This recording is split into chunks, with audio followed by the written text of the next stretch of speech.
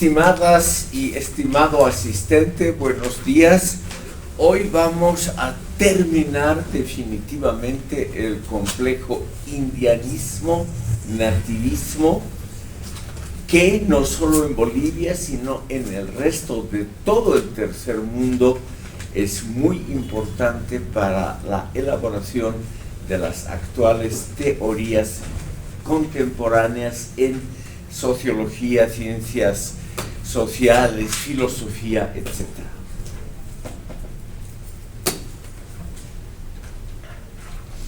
Como ya hemos expuesto los rasgos generales de las teorías nativistas, indianistas, etc., hoy vamos a hacer un ejercicio crítico de ellas y me voy a basar en la obra de Pedro Portugal.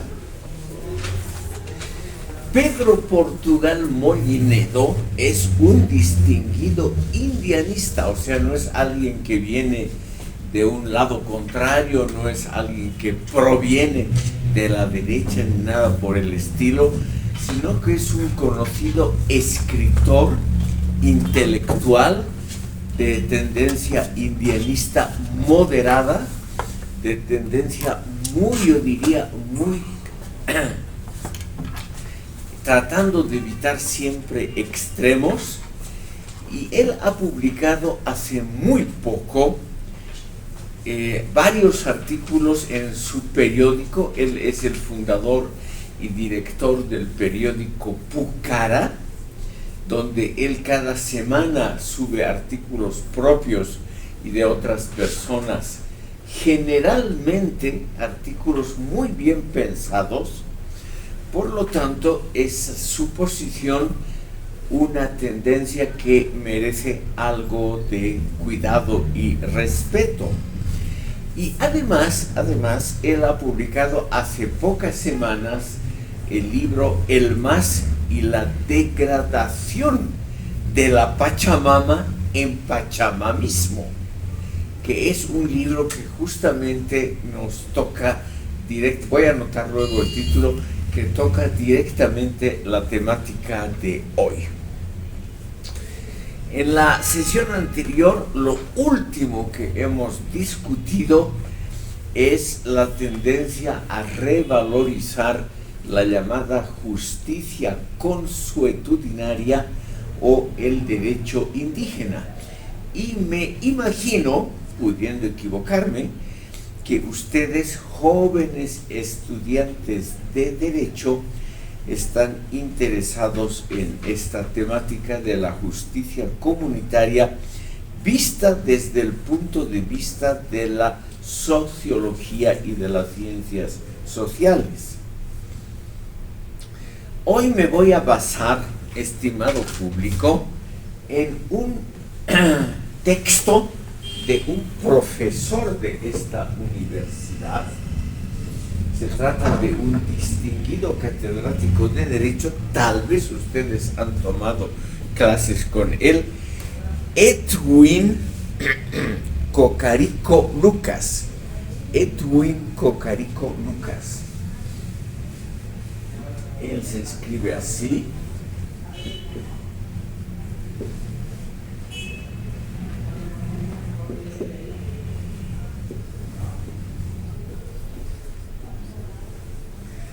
Profesor de esta universidad y de la Católica en La Paz.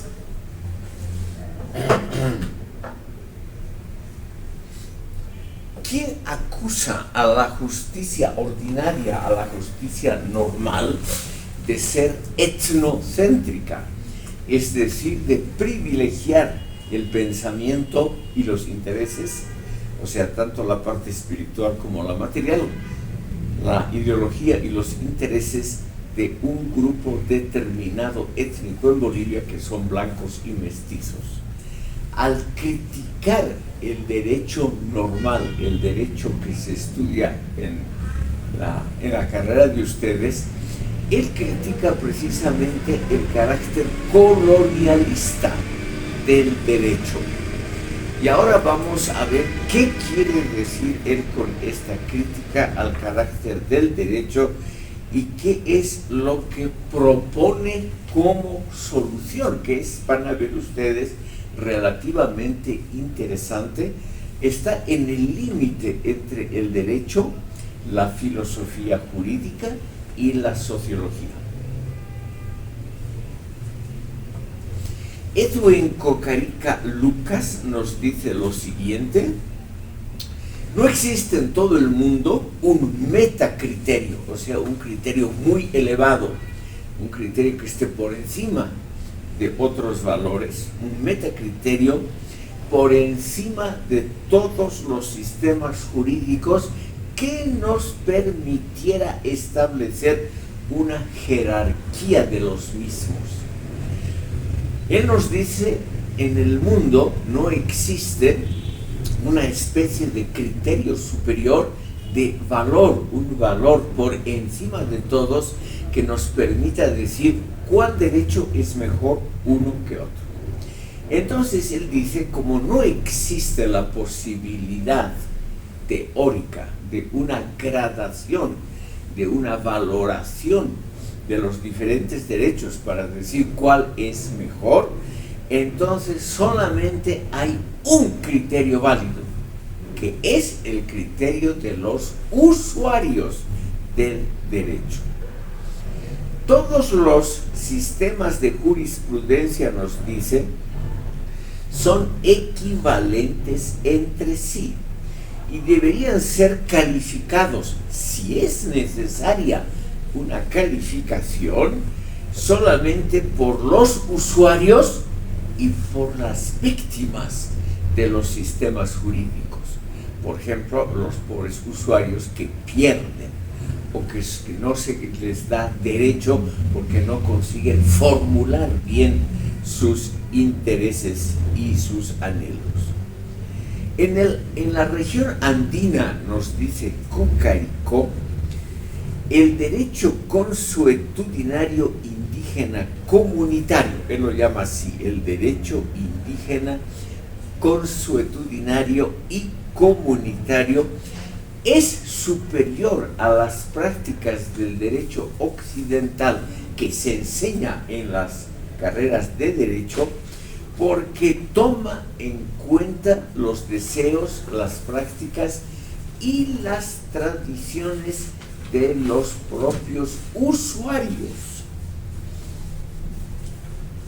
O sea, este es el criterio decisivo. ¿Qué piensan los usuarios y generalmente las víctimas del aparato jurídico? ¿Qué piensan de diferentes sistemas? Y él dice que ha estudiado empíricamente el problema, o sea, que se ha molestado en preguntar a los usuarios y a las víctimas, y él nos dice que para la vida cotidiana, para los pequeños litigios de la vida cotidiana, el derecho consuetudinario es muchísimo mejor que el derecho occidental. Los sistemas comunitarios de justicia, nos dice Cocarico, pertenecen a un orden social relativamente simple, históricamente estático, o sea que no se modifica continuamente. Un derecho, por lo tanto, consuetudinario que puede tener vigencia superior al sistema ordinario de justicia, porque el ordinario se va modificando con el tiempo. Y en la visión de los usuarios, justamente esto es un defecto, dice él. O sea, el hecho de que el derecho se va, por ejemplo, adaptando a nuevas necesidades. Hoy en día, obviamente, el derecho tiene que también conocer algo de problemas electrónicos, de ese nuevo enorme, de esa nueva y enorme dimensión que modifica nuestra vida cotidianamente, que es la dimensión virtual electrónica.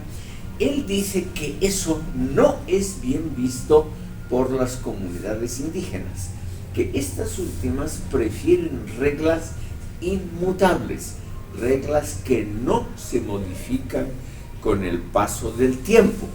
porque él nos dice, en las comunidades indígenas no afectan estas novedades tecnológicas, y al no ser afectadas por el desarrollo tecnológico, precisamente estas comunidades mantienen costumbres y sobre todo principios jurídicos que son altamente apreciados porque son simples en su comprensión y muy fáciles de ejecución. En una palabra, la simplicidad del derecho consuetudinario es su gran ventaja, y el hecho de que no cambia con el curso de los siglos. Uno podría decir, bueno, pero esto es justamente un aspecto negativo, desfavorable del derecho, que no se va adaptando a las novedades tecnológicas. Pero el profesor Edwin Cocarico nos dice, lo bueno del derecho consuetudinario es su simplicidad y el hecho de que no cambia con el paso del tiempo. Señorita. Respecto a este tema, yo creo que también un punto por el que no avanza es también porque una de sus características principales de los pueblos indígenas es que es holístico. Entonces, es una de las características, y pienso que también afecta en esto de que ellos siguen ciertas formas. El derecho positivo no es lo mismo para ellos, es totalmente diferente. Sí, hay muchas diferencias, vamos a ver ahora algunas más, que son obviamente calificadas según el autor como positivas y negativas. Permítanme, estimado público, mencionar algunas de estas cuestiones que el docente Edwin Cocarico considera favorables del derecho consuetudinario. Él dice, por ejemplo, que hacer un protocolo del acto de solucionar un litigio, que eso es innecesario porque la comunidad misma sabe de antemano quién tiene razón o no. La gran ventaja de la comunidad indígena campesina y del derecho consuetudinario estarían precisamente en el hecho de que de antemano se sabe quiénes son los infractores, que según él, Cocarico, siempre son muy pocos. Según él, esto no se ha probado empíricamente y yo personalmente tengo mis dudas. Él cree que en las comunidades indígenas el 99% de los habitantes son gente de buen corazón y de obrar correcto. Los que infringen las leyes de las comunidades, el derecho consuetudinario, sería una minoría, es decir, un grupo extremadamente pequeño que estaría identificado casi siempre por el resto de la comunidad. Por lo tanto, en la mayoría de los casos en que se resuelve un litigio, un problema, un malentendido, de acuerdo a la justicia comunitaria, sería generalmente algo que no necesita un gran protocolo. El infractor no necesitaría un defensor. La comunidad no necesitaría un fiscal que represente los derechos de la comunidad. Los acusados, él dice, son inmediatamente detectados como tales. Por lo tanto, porque las relaciones sociales son muy simples, por lo tanto un infractor llama inmediatamente la atención de los otros. No existirían, según él, delitos complicados de detectar, como por ejemplo los casos de corrupción en la administración pública. La mayoría de los casos de corrupción, esto entre paréntesis, estimado público, ahí yo reconozco que eso es verdad, la mayoría de los casos de corrupción están hechos con una gran habilidad técnica. O sea, es gente que conoce las leyes, que conoce cómo funciona el aparato y sabe dónde tiene que actuar, a quién engrasar con dinero, a quién pedirle un favor ilegal. Es decir, son cosas muy difíciles de detectar. Cocarico Lucas nos dice, por lo tanto, las funciones del abogado defensor y del fiscal y un protocolo del litigio son innecesarios por la simplicidad del delito cometido y por la simplicidad de la actuación de las autoridades locales que administran justicia. Además, ¿quiénes son esas autoridades? Él nos dice, no es una especialidad, es decir, no es una autoridad preestablecida la que administra justicia, sino que es la asamblea de la comunidad, por ejemplo, en un ayllu o en una comunidad campesina similar en otras regiones donde esa denominación no es usual. Entonces nos dice la simplicidad de los delitos que se cometen son generalmente problemas de límites de terrenos, robo de ganado, adulterio y cosas así que son fácilmente detectables. Yo en el caso del adulterio lo dudo, pero en fin, él dice son delitos fácilmente detectables que están siempre en la memoria de la comunidad. La comunidad, y eso es verdad, en esto tiene totalmente razón, toda comunidad humana, mejor dicho, toda persona humana tiene una memoria muy aguda para los agravios que recibe. Toda persona se acuerda mucho más de los agravios que sufre que con respecto a los favores que recibe. Esto tiene que ver con la naturaleza humana.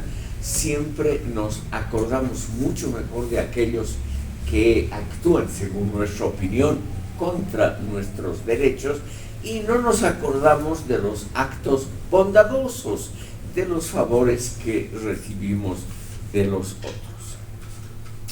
Entonces, él nos dice, el acto mismo de solucionar un litigio es algo muy simple. La asamblea de la comunidad actúa simultáneamente como tribunal, fiscal y abogado defensor, porque no hay necesidad de una división de funciones debido a que los asuntos a tratar son relativamente simples. Ahora, estimado público, aquí viene la crítica que se le ha hecho a Cocarico.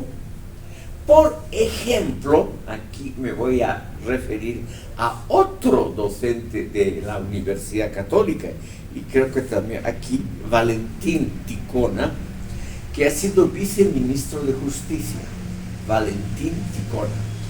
Y él nos dice, no es tan simple.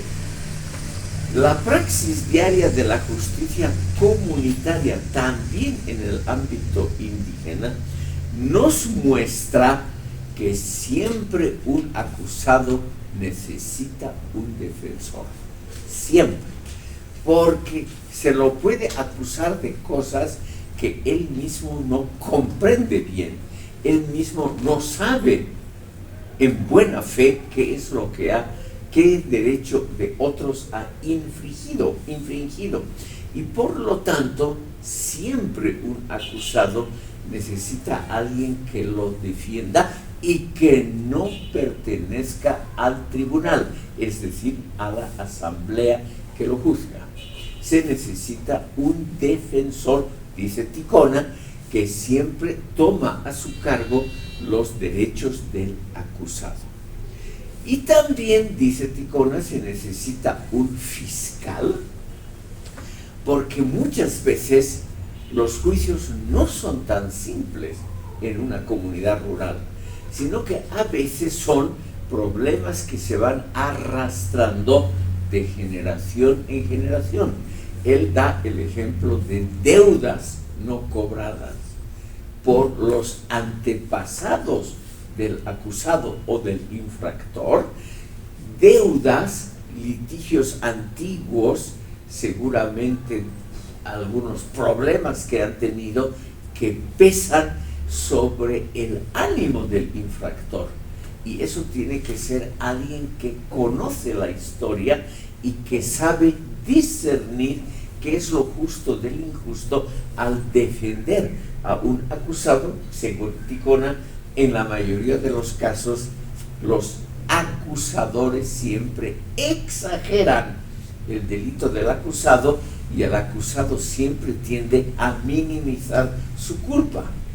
Y por lo tanto, siendo este acto muy humano, minimizar la culpa propia, exagerar la culpa del otro, dice él, se necesitan funciones algo especializadas. El argumento es muy simple, es un argumento de sentido común. También las comunidades campesinas hoy en día se hallan, podríamos decir, sumidas en un proceso de desarrollo. No son las mismas que hace un siglo. Por lo tanto, también ha habido un proceso de complejización de la vida social. La vida social, nos dicen muchos autores, incluido Valentín Ticona, la vida en las comunidades, aún las más alejadas de centros urbanos, es una vida que ya tiene que ver con elementos modernos. Un elemento moderno que no existía obviamente en el Incario hace siglos es el dinero, o sea, la influencia que ha tenido la introducción de un bien universal como es el dinero y su manejo, que es algo muy complejo normalmente. Luego nos dice este autor que generalmente las pruebas a los que son sometidos los acusados son generalmente pruebas irracionales que deberían ser abolidas. No solamente porque vienen de muy atrás, que sería la tradición, sino porque no sirven para detectar la culpabilidad o no de un acusado en los tiempos modernos. Por ejemplo, las pruebas que se parecen mucho a los juicios de la Edad Media. Quiero mencionar un ejemplo justamente que da Cocarico. Se obliga al acusado a caminar sobre un sendero de sal. Si sus pies resisten y no se queman por la sal, el acusado es naturalmente inocente de lo que se le imputa. Pero aquí viene el sentido común, que podríamos decir, de acuerdo a un sentido común más general, puede ser que el tipo tenga la piel muy dura y no se haya dañado caminando sobre la sal, simplemente porque tiene la piel dura, independientemente si ha cometido o no el delito. Por lo tanto, esas pruebas antiguas, en la Edad Media, por ejemplo, se obligaba al acusado a cruzar una hoguera encendida, o cosas por el estilo, que se llaman ordalías en la Edad Media. O se decidía, por ejemplo, en un combate. En la Edad Media, es una cosa muy usual, el acusado y el acusador delegaban la decisión del litigio a un combate entre dos campeones en una especie de torneo. Han debido ver ustedes tal vez en películas un torneo de caballeros. Entonces el caballero que sufre la pérdida y el representado de ese caballero son los que no tenían razón, son los infractores verdaderos. Pero el resultado de un torneo, el llamado juicio de Dios, es naturalmente totalmente aleatorio y no tiene que ver con el núcleo del problema. Entonces, la crítica que se les hace a muchos defensores de la justicia consuetudinaria es que esas pruebas, el caminar sobre sal, el atravesar fuego o cualquier cosa similar, son pruebas en el fondo diferentes, en un estadio, en un nivel diferentes al problema de la acusación.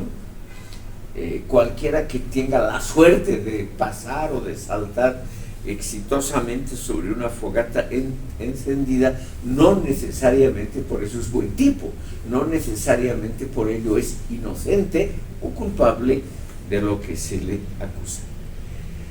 Por ello, estimado público, tenemos en general, simplemente estos ejemplos un poco drásticos. Cuando uno explica algo siempre menciona los problemas, los ejemplos más drásticos. Todo esto, estimado público, sirve solamente para mostrar a ustedes las dificultades actuales de una justicia que no actúa según parámetros racionales modernos, sino de acuerdo a criterios que vienen de muy atrás y que tienen que ver con una formación de ideas de justicia muy elementales. Quiero mostrarles otro punto de crítica.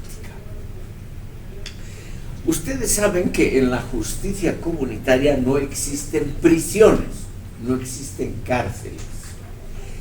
Los que pierden un juicio son condenados, por ejemplo, generalmente a un resarcimiento material o financiero, o son expulsados de la comunidad como el castigo más grande, o a veces son condenados a trabajos forzados, a castigos corporales. Aquí ya no se ejecutan generalmente castigos como el cepo, los latigazos, etc. Pero en algunas sociedades, todavía hoy en 2024, en gran parte del ámbito islámico, y estimado público, son más de 50 naciones que pertenecen al ámbito islámico, todavía existen castigos corporales muy elementales. Entonces aquí se discute si esos castigos son humanos y si no son exagerados de acuerdo a la pena. Por ejemplo, en el mundo islámico al ladrón se le corta una mano, además en el primer robo. Entonces la pregunta ¿es justo que una persona realmente sufra la pérdida de una mano, tal vez por un hurto sin importancia? Al reincidente se le corta otra mano, la otra mano. Entonces se lo deja prácticamente inútil para la vida práctica. O por ejemplo, aquí en el caso de las mujeres, que en el mundo islámico es el problema más grave, a la mujer que se la acusa de adulterio y la asamblea de la aldea puede, digamos que tenga rabia con una mujer muy guapa o por cualquier razón, se la condena como infractora, se la obliga a la lapidación, o sea, se la mata enterrándola en un túmulo de piedras. La pregunta es si eso realmente es justo. A lo mejor la acusación de adulterio, apoyada por una mayoría circunstancial de la población, es una acusación hecha por los enemigos o las enemigas de ella, o es hecha, digamos, por gente que le tiene rabia a la acusada por ser más guapa, más simpática o lo que sea, lo cual ocurre a menudo en el mundo islámico. Y a esa pobre mujer se la condena a la lapidación, o sea, a muerte, tal vez por un simple rumor que puede ser sostenido por una población. Las poblaciones no son angelitos. Los ciudadanos, y esto vale también para los campesinos, no son generalmente angelitos. Puede haber una coalición casual que condene a un acusado porque ese acusado cae mal a la comunidad, porque es un poquito diferente, o es más exitoso, o cualquier cosa por el estilo. Kohárico Lukács, este autor al cual me refiero, considera, estimado público, que esos castigos corporales, el cepo, los latigazos, etcétera, son, dice él, más justos que las condenas a prisión de la justicia racional, porque no bloquean el horizonte de visibilidad del condenado. Él ha inventado esta explicación, el horizonte de visibilidad del condenado. Él dice entonces que un castigo como los latigazos es algo que tiene que ser público, tiene que ser un escarmiento para que los otros no pequen, no infrinjan las leyes de la comunidad. Tiene que ser una cosa de ejemplaridad y eso siempre tiene que ser público. En cambio, en la justicia occidental generalmente las penas son privadas. Cuando uno es encarcelado no está a la vista del público. Y generalmente no hay castigos corporales, porque se considera que la integridad del cuerpo humano es un derecho esencial de los seres humanos que no pueden ser infringidos por un castigo temporal. En cambio, Kohárico dice, las labores comunales obligatorias pueden ser percibidas solo desde la óptica occidental como trabajo forzado, pero el condenado no es privado de su libertad, puede hacer su vida normal. Por ejemplo, después de estar 6 horas en un cepo, o sea, aprisionado con unos aparatos de madera a la vista del público, y después es liberado y puede hacer su vida. Es decir, Kohárico considera que los castigos corporales duelen, lo cual es bueno para que el acusado no vuelva a hacer lo mismo, pero que no privan al ciudadano de su vida normal. Por lo tanto, latigazos, cepos, etcétera, dice él, son más humanos que los castigos abstractos de la cultura occidental, la prisión, etcétera. Ahora, Kohárico reconoce que muchas veces la justicia comunitaria recurre a rituales religiosos o mágicos para aclarar la verdad de las cosas. Pero él dice, ese sistema casual, es un sistema irracional, es un sistema de la pura casualidad, a largo plazo da el mismo resultado que las pericias que requiere la justicia ordinaria para levantar un cargo. Él dice, porque el camino de las pericias, la recolección de posibles testimonios contra el acusado, en la justicia ordinaria normal es un camino de corrupción, y en eso puede tener razón. Entonces él dice, la casualidad de un oráculo mágico es más humano, más barato, más rápido que el camino de las pericias, testimonios, la búsqueda de pruebas en juicios penales, porque estos juicios penales son generalmente, dice él que es abogado, son generalmente solo un aparato montado para dar la impresión de que se está administrando justicia, un aparato montado para hacer creer a la comunidad que se está investigando la verdad del delito, pero que en la justicia normal occidental realmente el grado de corrupción es tan elevado que el oráculo mágico o el oráculo religioso de las comunidades es equivalente en la búsqueda de la verdad. Eso yo dejo al criterio de ustedes el pensar y el calcular cuál es más razonable o no.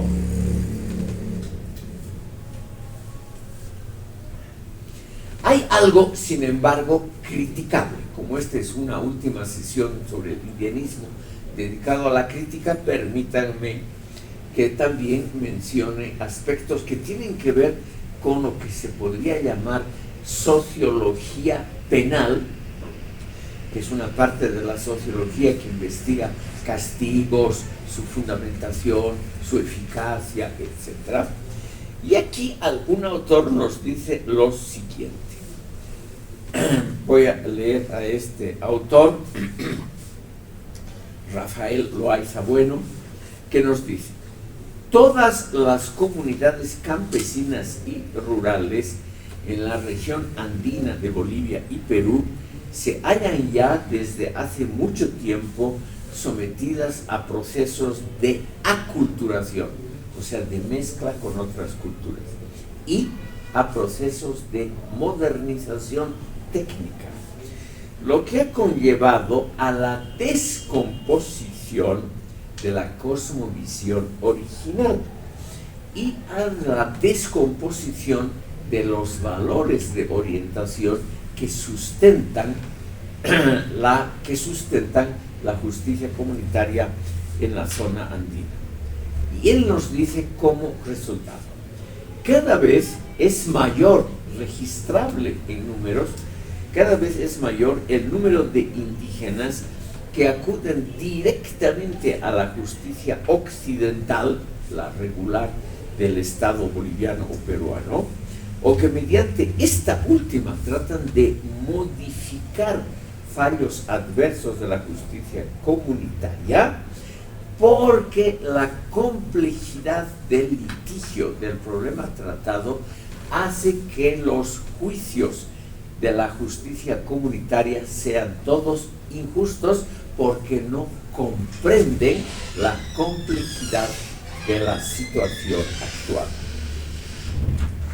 Este autor nos dice: todas las sociedades en el curso de la historia han ganado en complejidad, y también han ganado en complejidad los procesos judiciales, y por lo tanto no se puede usar sistemas judiciales que han tenido su legitimidad en sociedades más elementales, ya no se los puede utilizar en sociedades complejas. Por lo tanto, dice él, este autor, Rafael Loaiza Bueno, nos dice simplemente: la justicia comunitaria se encuentra en todo el mundo, salvo en el ámbito islámico, en un proceso de retroceso. Pese a todas las falacias, a la corrupción, a todos los enredos innecesarios de la justicia occidental, de la justicia moderna, esta es cada vez más aceptada por los propios campesinos, porque corresponden mejor al tipo de litigios modernos que tienen hoy en día los habitantes de comunidades originarias.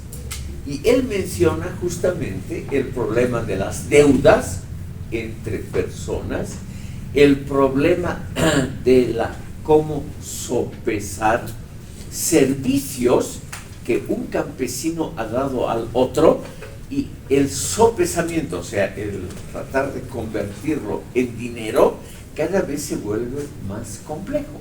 Y eso ya no puede ser resuelto mediante oráculos, mediante esas ordalías, esas pruebas de valor o algunos otros elementos de la justicia consuetudinaria. Según este autor, lo que hay en el mundo actual es una enorme expansión de elementos racionales, por ejemplo, el calificar deudas, de elementos racionales, porque el mundo actual ya funciona, hasta en la aldea más alejada de los Andes, ya funciona con los llamados bienes universales. Y el bien universal más conocido es el dinero.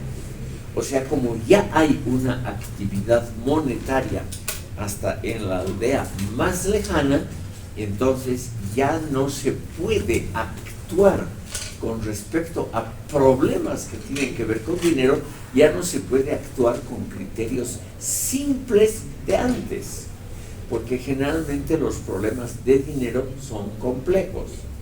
Aunque los campesinos mismos, dice este autor, no pueden expresarse a veces claramente, por ejemplo, una deuda genera intereses. Se espera que el otro pague por el servicio de haberle prestado dinero. Y el pago por ese servicio es un interés, el pago de un pequeño interés, además de la restitución del capital. Y ese tipo de problema, sopesar si el interés ha sido justo o injusto, es algo que la justicia comunitaria no puede tratar porque faltan criterios modernos para sopesar cómo funciona el bien universal más usado, que es el dinero. Entonces, simplemente, estimado público, yo les quería mostrar algunas críticas a la justicia comunitaria, sobre todo estas críticas generales, muy usuales en la sociología jurídica, que pueden simplemente complementar una visión que no necesariamente tiene que ser negativa sobre la justicia comunitaria, porque hay muchos casos en que seguramente la justicia comunitaria es más expedita. ¿Qué quiere decir esto? No tiene los problemas burocráticos de la justicia ordinaria. No tiene los problemas de contratar un abogado, armar un tribunal, conseguir un fiscal, un defensor, etcétera, etcétera, que según los defensores de la justicia comunitaria son simplemente elementos donde puede esconderse la corrupción. El hecho mismo de tener un defensor, ese mismo hecho puede causar un acto de corrupción, porque el defensor posteriormente, a posteriori, puede cobrarle un honorario indebido al defendido. Entonces, simplemente el hecho de tener un aparato de justicia, aunque sea construido racionalmente, tribunal separado de fiscal y defensor, es una construcción racional, pero puede contener una posibilidad de corrupción. Entonces, estimado público, ventajas y desventajas de la justicia comunitaria desde el punto de vista sociológico tienden a equilibrarse. Ustedes mismos pueden hacer el ejercicio de juzgar si la justicia comunitaria en tiempos actuales, es decir, en tiempos modernos, sirven o no. Es un problema que lo dejo a ustedes. Estimado público, vamos a seguir con la crítica ahora del indianismo, que es un fenómeno que podríamos llamar premoderno. Y basado en algunos autores, como el mencionado Rafael Loaiza Bueno, o en un indianista muy crítico con su propia teoría, que es Pedro Portugal Mollinedo, aquí he escrito el nombre en la pizarra.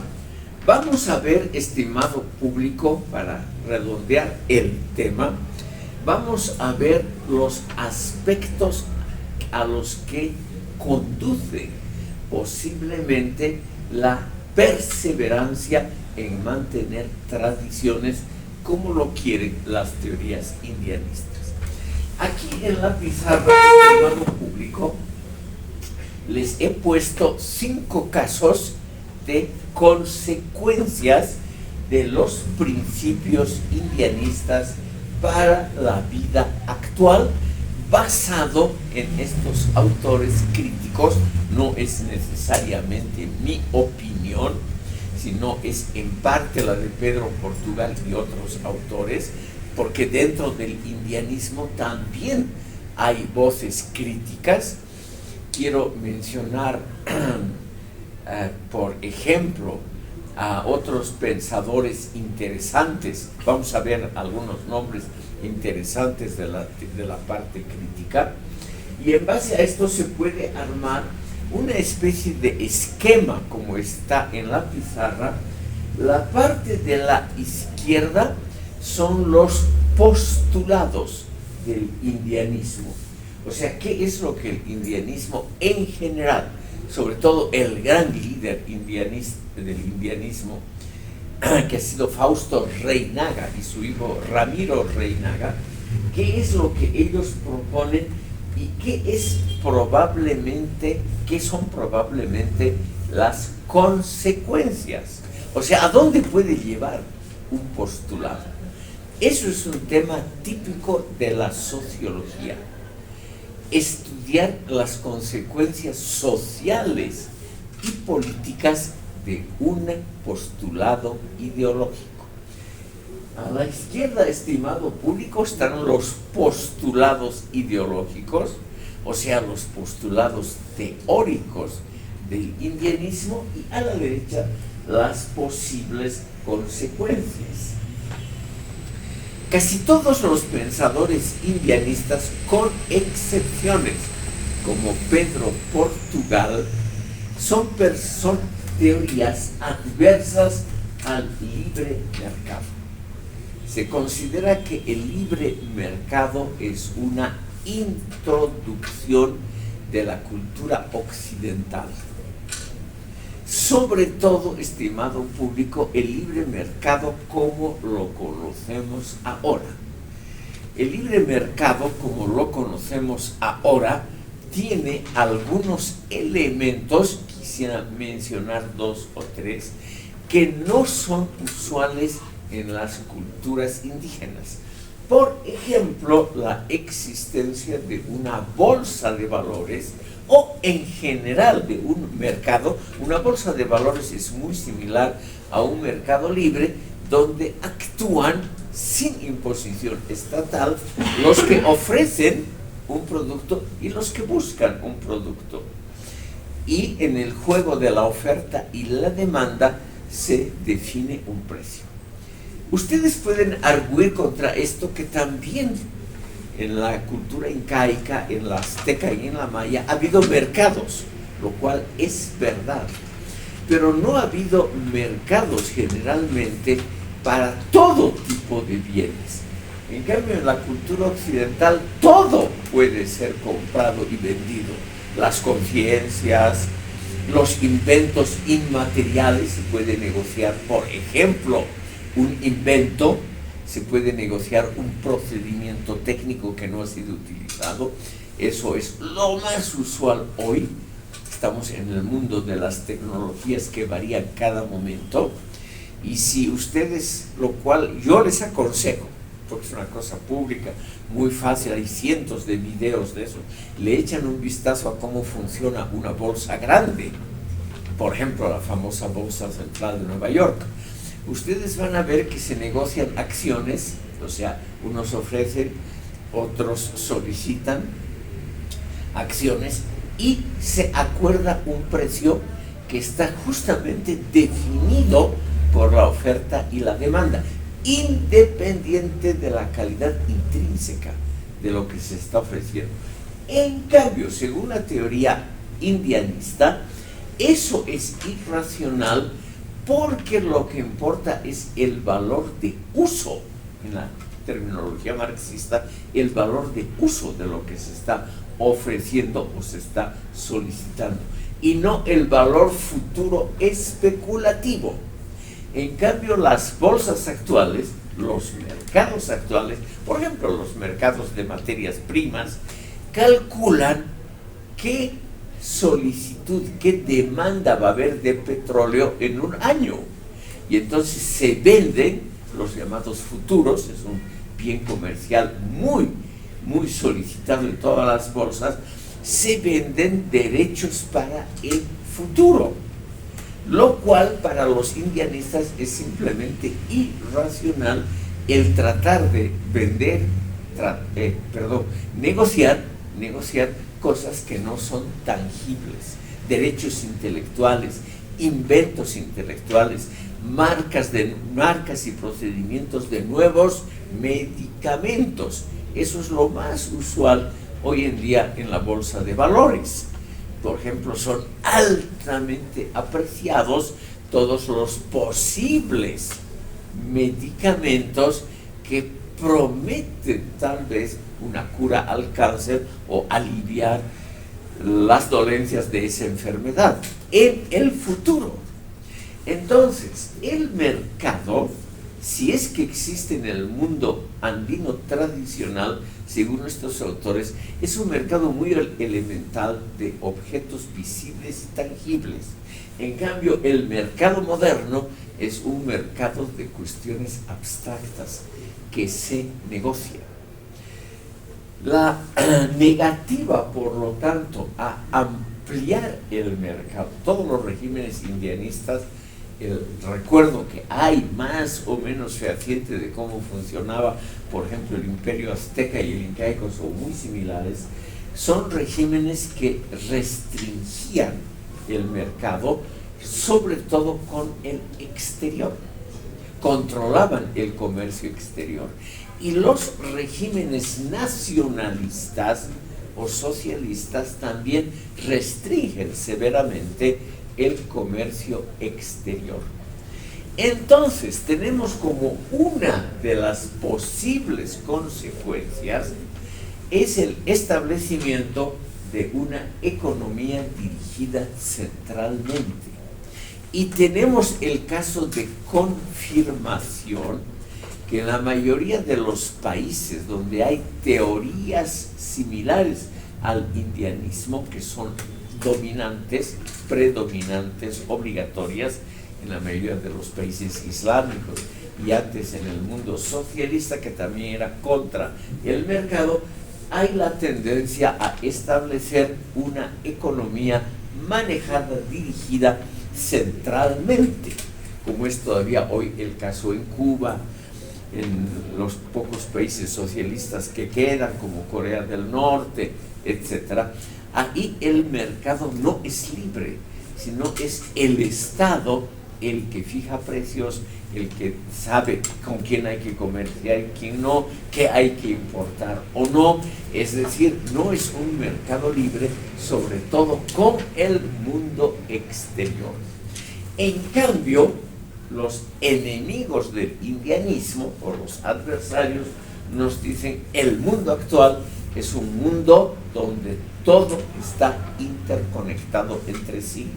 Por lo tanto, no deben haber regulaciones nacionales o regionales que impidan el libre juego del mercado a nivel mundial.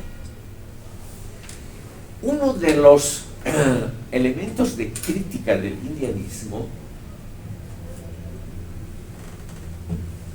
es, por ejemplo, la existencia de la Organización Mundial del Comercio, la OMC, que es una organización, estimado público, dedicada a promover el libre intercambio de bienes en todo el mundo y abolir barreras aduaneras.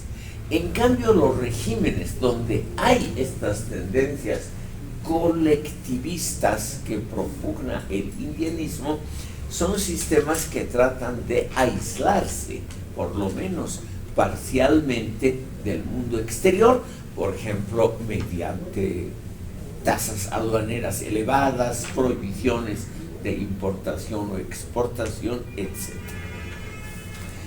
Como ustedes han debido ver, en el fondo, esto es la lucha entre un sistema cerrado y un sistema liberal abierto de economía. Entonces, si nosotros leemos, por ejemplo, a conocidos pensadores indianistas, vemos que ellos no son partidarios de libre comercio, no son partidarios de abolir toda limitación, toda especie de obstáculo al libre comercio. El otro elemento, estimado público, es la tendencia indianista, no a abolir, pero por lo menos a regular severamente la propiedad privada. El resultado de todo sistema que regula la propiedad privada es un acercamiento a sistemas socialistas.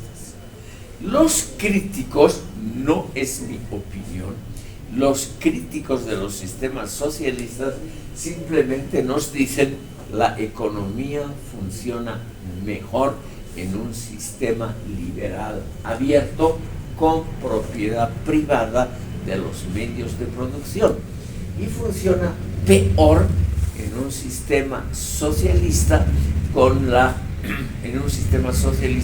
con propiedad estatal de los medios de producción.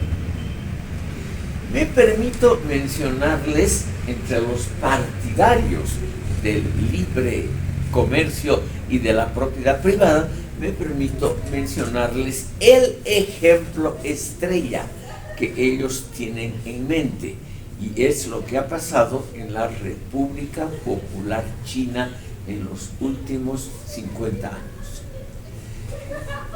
Por lo tanto, una sola explicación brevísima de este asunto. Hasta 1976, hasta los últimos meses de ese año, la China era gobernada por el gran timonel Mao Zedong, con un sistema exclusivamente estatal de propiedad de los medios de producción, incluyendo la tierra.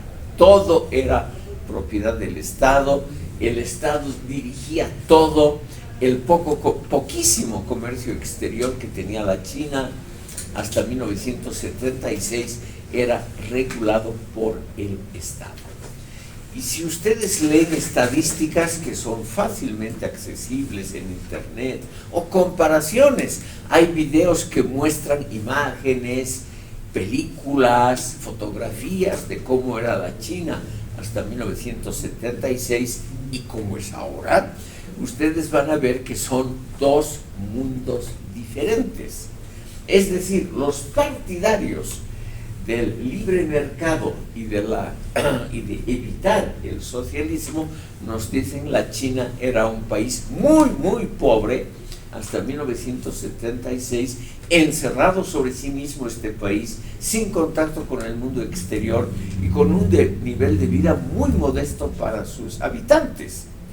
En cambio, el establecimiento de la propiedad privada y del mercado libre, no en todas, pero en la mayoría de las actividades humanas en la China a partir de entonces, ha hecho que la China se vuelva un país absolutamente diferente, un país industrial, muy próspero, como ustedes saben, con un comercio exterior muy exitoso. Aquí la mayoría de los productos manufacturados que se venden son chinos, y eso va a ir aumentando claramente porque son productos extremadamente baratos. Es decir, la China se ha convertido en el primer exportador mundial y seguramente en muy poco tiempo va a ser, en todo sentido, también militar, va a ser la primera potencia del mundo.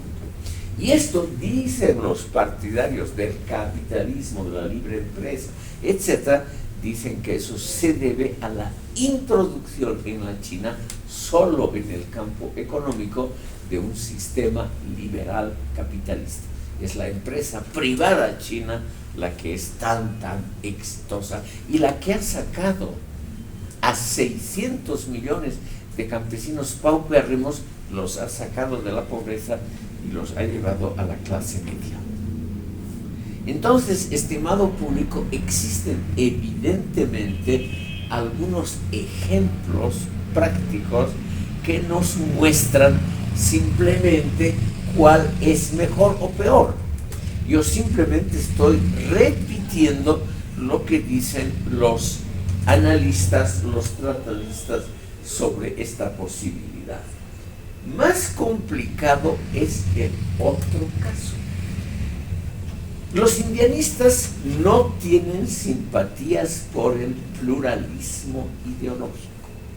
como son partidarios de comunidades rurales agrarias que han funcionado durante siglos sin actividad política dentro de las comunidades, entonces, según los indianistas, estas comunidades no necesitan el pluralismo democrático, el pluralismo de partidos, de ideas, el libre juego de las ideas. Y por lo tanto tienden, este es el resultado, aquí lo que está en la columna de la derecha, tienden a un colectivismo autoritario.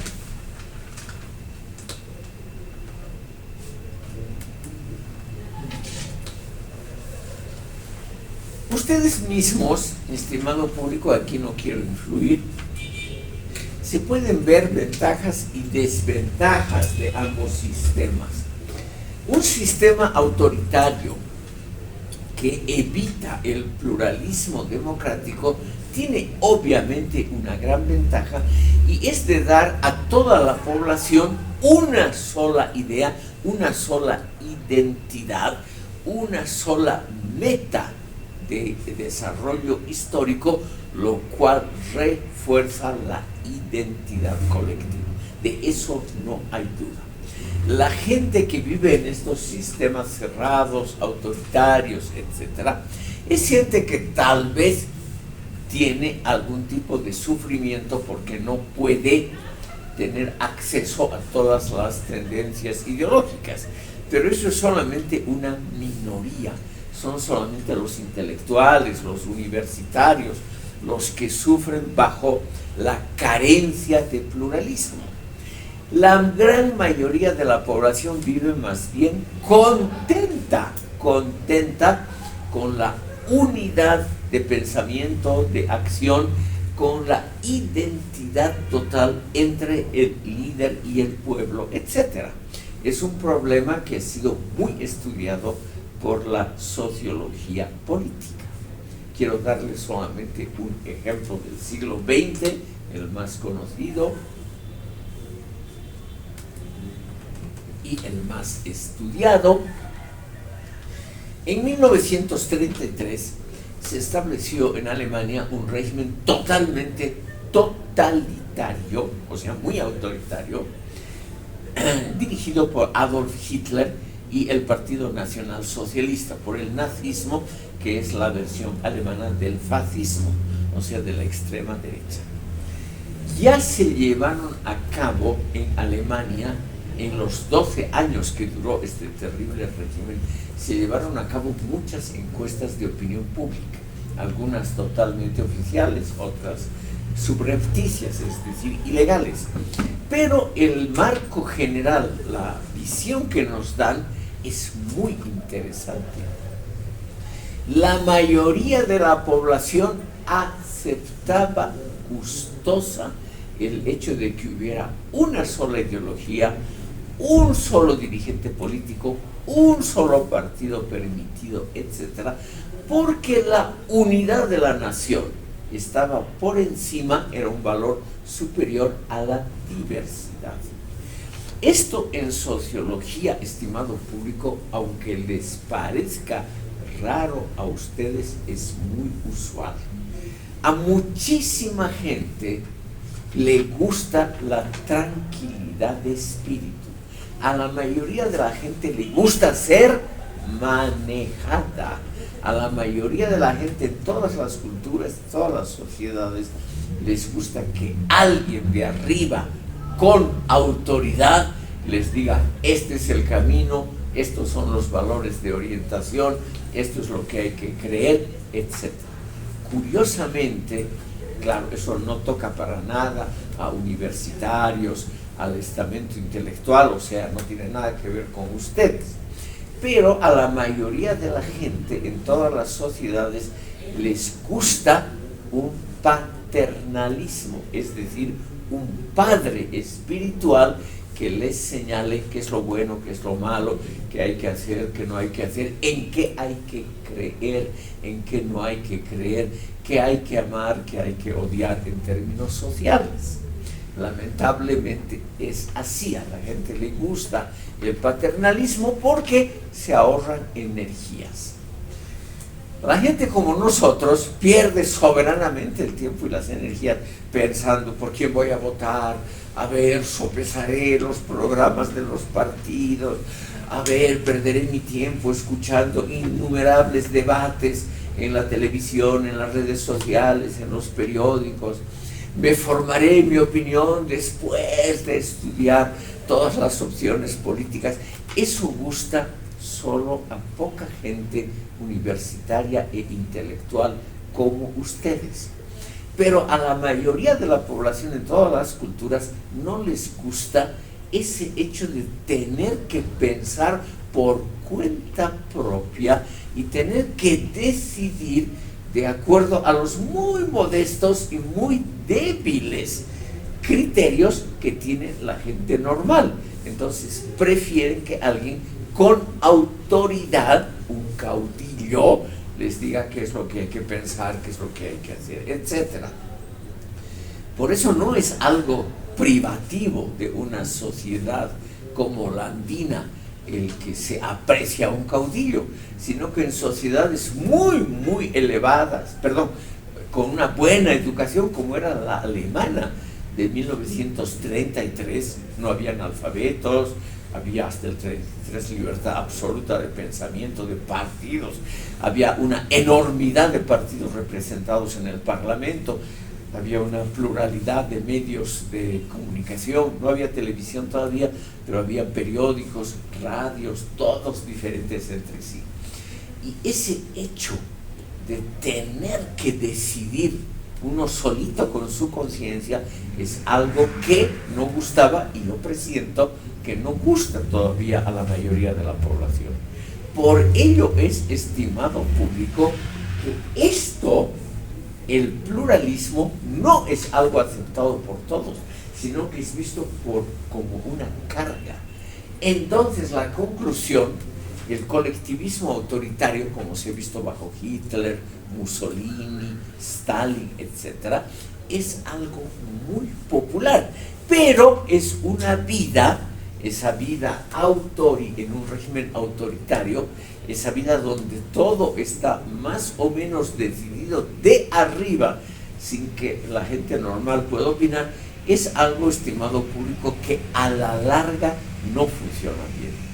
Por ello es que el stalinismo y los regímenes totalitarios del socialismo colapsaron solitos, sin que haya ninguna intervención externa, sin que haya una invasión de tropas estadounidenses o europeas.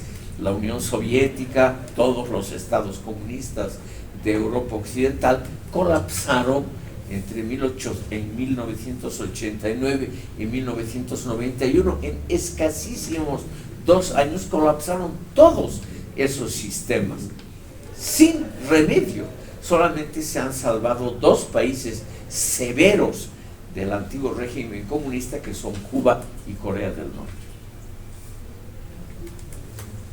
Lo irónico del caso es que países que han luchado, como por ejemplo Vietnam, con un costo humano enorme, millones, literalmente millones de muertos, combatiendo del lado vietnamita contra el imperialismo, primero el japonés, luego el francés y luego el norteamericano, combatiendo exitosamente y liberándose de toda opresión imperialista en 1975, ese país, Vietnam, a los pocos años, 1990, establece un sistema capitalista como la China en el campo económico. Imagínense ustedes lo que pensará un vietnamita mayorcito que ha dado su sangre, sus esfuerzos por la liberación del capitalismo, para liberarse del imperialismo y del capitalismo norteamericano, y que en 1975 ese tipo, hoy anciano, estaba orgulloso de haber luchado y de haber vencido, derrotado al imperialismo más fuerte de toda la historia, a los Estados Unidos. ¿Qué pensará ese pobre tipo hoy en día, cuando vea que todo el país Vietnam está invadido por firmas extranjeras, por inversiones extranjeras, por empresas privadas, por ese imperialismo económico que él combatió durante años. Y ahora Vietnam, por eso no puede protestar este tipo, no puede protestar porque el país está como la China y se ha convertido en pocas décadas en un país muy próspero con la introducción del capitalismo en el campo económico. En el político es exactamente como la China, hay un solo partido que es el Partido Comunista, que igual que la China no es como creía Marx, la unión de los trabajadores, de los proletarios. En Vietnam y en la China el Partido Comunista es el club de los empresarios privados, exitosos además de los más grandes. Entonces, ¿qué pensará ese pobre tipo, no?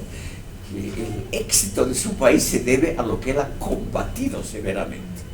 Solamente para mostrarles, estimado público, los problemas muy complejos del colectivismo autoritario que tranquiliza la mente, como tranquilizó la mente de alemanes, rusos bajo Stalin y bajo Hitler, pero que no ha servido del todo para construir una sociedad moderna y próspera.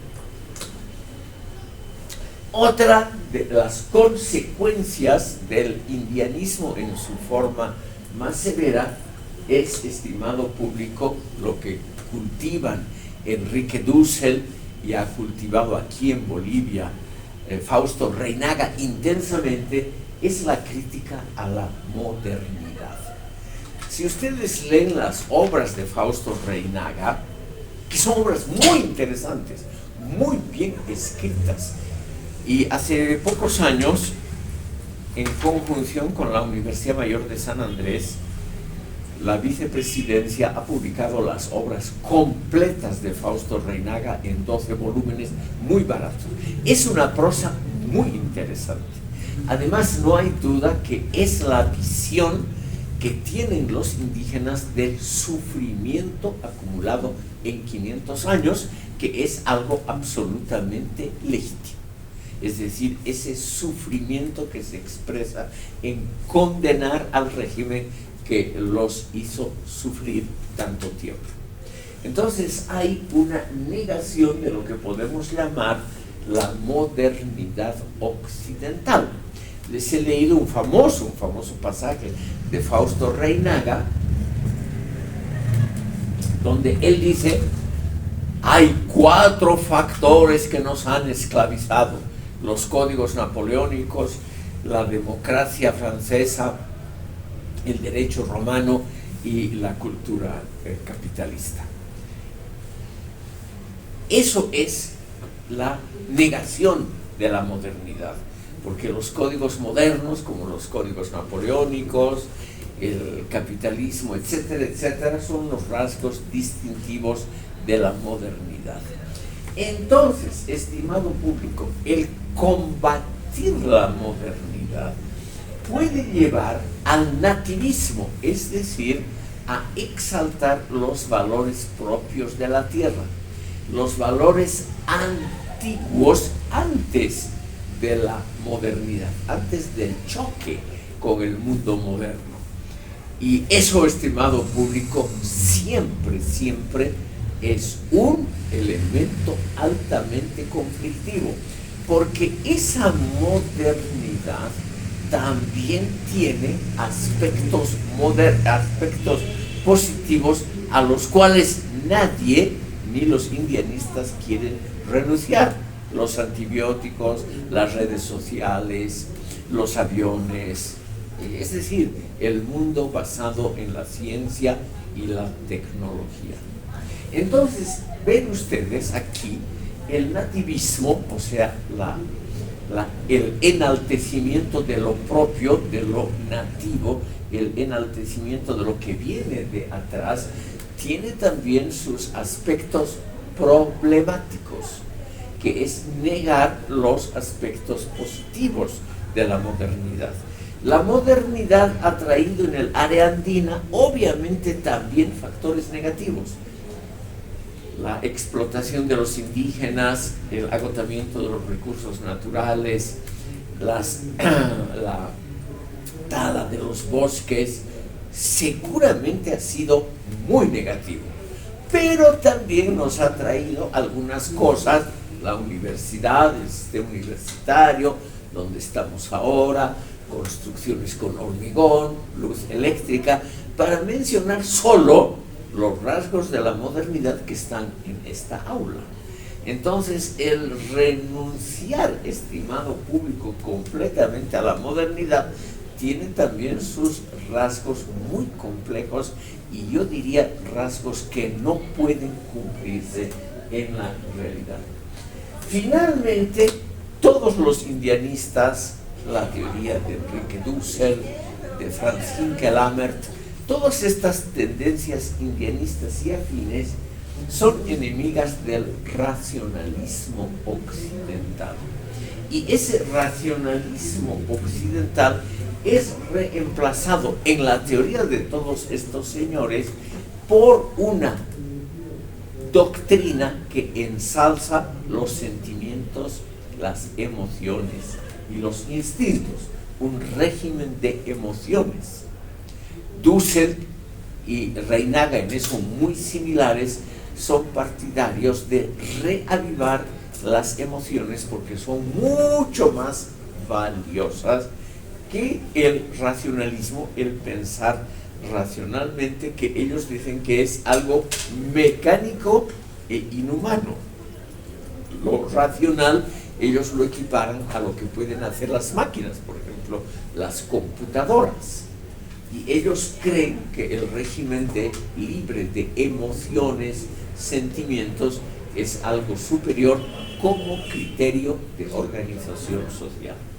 Yo obviamente no puedo tomar posición aquí, yo les dejo a ustedes que reflexionen sobre ambas posibilidades. Porque no hay duda que las emociones, los sentimientos, también tienen algunos rasgos muy agradables. ¿Quién lo va a negar? El amor, el altruismo, la solidaridad, y ninguna máquina predica el amor, el altruismo, la solidaridad. Como ven ustedes, ventajas y desventajas están realmente representadas en ambas columnas. Esta que serían las consecuencias negativas y lo otro los postulados positivos del indianismo y de teorías similares. Estimado público, vamos por razones de tiempo a pasar a Pedro Portugal. Permítanme ustedes mostrarles a un representante de un indianismo crítico como él mismo se considera. Pedro Portugal es un indígena aymara de La Paz, ha sido alcalde de Mecapaca, hoy en día tiene su propio periódico, Pucara, no periódico en el sentido de un cotidiano, de un diario, pero es un periódico electrónico que aparece, creo ahora, una vez al mes, que está muy bien hecho y que son artículos teóricos muy bien fundamentados. Además, muy buena la presentación en colores y demás. Es una obra muy interesante de Pucara con K. Yo les recomiendo un vistazo a este periódico. Él ha escrito esta obra que se llama El MAS, o sea, el movimiento al socialismo y la degradación de la Pachamama en pachamanismo. Entonces, para redondear esta crítica al indianismo, veremos lo que nos dice un autor de la propia tendencia acerca de las consecuencias que puede tener una cierta doctrina indianista. Y él nos dice lo siguiente: puede haber, cito, un enaltecimiento artificial y artificioso de la identidad indígena, un enaltecimiento imaginario, lo cito, a Portugal una compensación creíble para la discriminación de los indígenas que ha durado siglos. Es decir, algo que ha comenzado el indianismo como una reivindicación auténtica, original y justa contra las tendencias que negaban la identidad y las cualidades de los indígenas, ha terminado en manos gubernamentales, no en otras, según este autor, ha terminado en un rito, es decir, una ceremonia reiterativa con características dogmáticas que lindan, o sea, que son frontera con el ridículo. Aquí yo cito solamente al señor Portugal. Él nos dice, en parte, sobre todo, el pachamamismo como la visión extrema del indianismo, o sea, es la parte ya extrema del indianismo, el pachamamismo, sería simplemente un rito, una ceremonia poco creíble, ejecutada y ordenada desde arriba para confundir y manejar a las masas indígenas. Hablando mal de la cultura occidental, del vil dinero y bien de lo profundo que estaría enterrado en las tradiciones indígenas, por ejemplo en el culto a la madre tierra, nos dice Portugal, el pachamamismo se convierte en una doctrina muy popular, eso no se puede negar, pero en ritos, sobre todo artificiales, que sirven para confundir y manipular a la gente. Por ejemplo, los ritos del 21 de junio, una cosa que está todavía muy próxima a nosotros. Él nos dice, eso no viene de la cultura indígena, eso son invenciones de los últimos 30 años y nada más. Los ritos de intronización de Evo Morales en Tiahuanaco, él nos dice, eso es algo vistoso, folclórico, apreciado sobre todo por los que ven televisión y quieren ver imágenes coloridas y hasta divertidas, pero que no tienen que ver, según Portugal, con las tradiciones profundas. Él dice, no hay ningún testimonio de una intronización de un gobernante según ritos tiahuanacos. Eso se ha perdido completamente. Por lo tanto, el insistir en la recreación de esos ritos es para Portugal la forma degradada del indianismo que él llama pachamamismo. El culto a la madre tierra, nos dice Portugal, es un culto completamente racional que además deberían seguir todos los andinos y todos los bolivianos, porque es un culto que protege las áreas naturales de la codicia de los capitalistas. Pero él nos muestra el ejemplo precisamente de la producción de oro en el norte de La Paz y en otras regiones, y él nos dice, ¿qué tiene que ver esa degradación de la naturaleza con la teoría oficial que nos hace creer que esa producción de oro es un gran progreso material para el país? Entonces, él nos dice simplemente, el culto a la Pachamama se ha degradado, es decir, se ha convertido en algo irracional y sobre todo en un mensaje político que viene de arriba para manipular a las masas de creyentes ingenuos. Como les decía, esto es un fenómeno que se ha estudiado muy claramente en todos los regímenes totalitarios del mundo, en todos. Se ha estudiado cómo desde arriba, por medio de una ideología que apela aparentemente a los valores originarios, cómo se puede manipular a la gente.